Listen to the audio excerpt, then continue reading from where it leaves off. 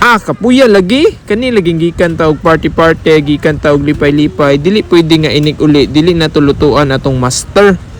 Another day, another venture. Matik na luto tag sabaw. Dili tungod ang over ko hang maong nagluto ko aning sabawa.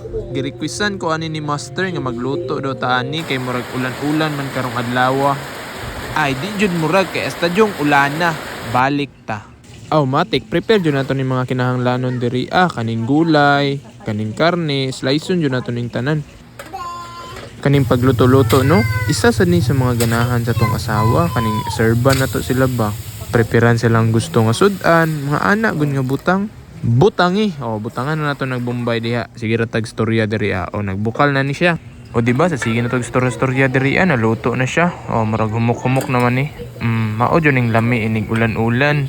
Mausa ning gusto ni master, mainit-init na sabaw para sa kanyang mainit-init na ulo. Di, joke lang. Abitaw maragluto naman jud, prepare na nato ni kay mangaon na ta. Mao jud ning pinakagusto sa akong asawa kanang servan ako siya unya lutuan kay favorite kayo niya ni ako mga luto. Kay lami lagi ko, ay lami akong luto. Pero bitaw mangaon ta. Kutob na lang diri. Salamat sa inyong pagtan-aw.